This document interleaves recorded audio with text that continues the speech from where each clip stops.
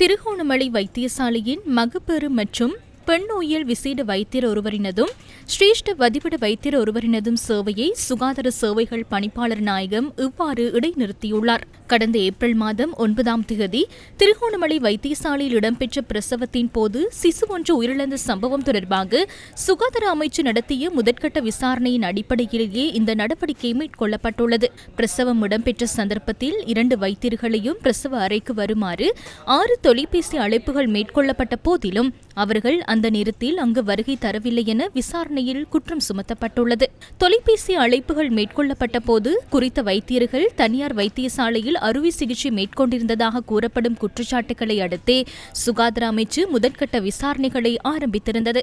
விசாரணையில் வெளிவந்த தகவல்களின் பிரகாரம் கடமை நேரத்தில் தனது சேவையை புறக்கணித்து முறையான நடைமுறைகளுக்கு புறம்பாக தனியார் வைத்தியசாலையொன்றில் சேவையில் ஈடுபட்டமை உள்ளிட்ட பல்வேறு குற்றச்சாட்டுகள் தொடர்பாக அந்த 2 வைத்தியர்களினதும் சேவையை தற்காலிகமாக இடைநிறுத்த சுகாதார சேவைகள் பணிப்பாளர் நாயகம் நடவடிக்கை எடுத்துள்ளார். இச்சம்பவம் தொடர்பில் முறையான ஒழுக்காற்று விசாரணையை சுகாதார அமைச்சு முன்னெடுக்க உள்ளது.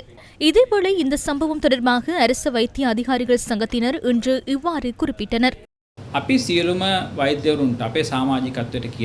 ஒரு குறிப்பிட்ட எல்லைக்குள் நின்று தொழிற்சங்க நடவடிக்கையில் ஈடுபடுமாறு எமது உறுப்பினர்களான வைத்தியர்களுக்கு நாம் கூறியுள்ளோம்.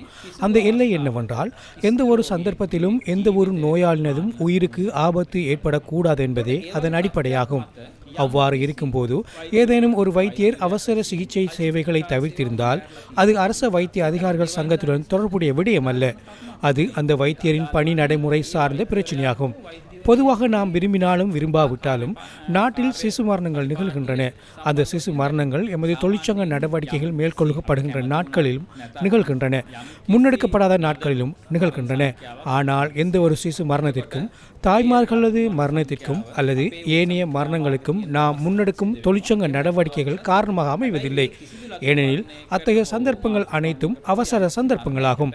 அவசர சந்தர்ப்பங்களுக்கு கட்டாயமாக சேவை வழங்குவது, அதில் கலந்து கொள்வது மற்றும் உரிய சிகிச்சைகளை அளிப்பதே எமது கொள்கையும் பொறுப்புமாகும்.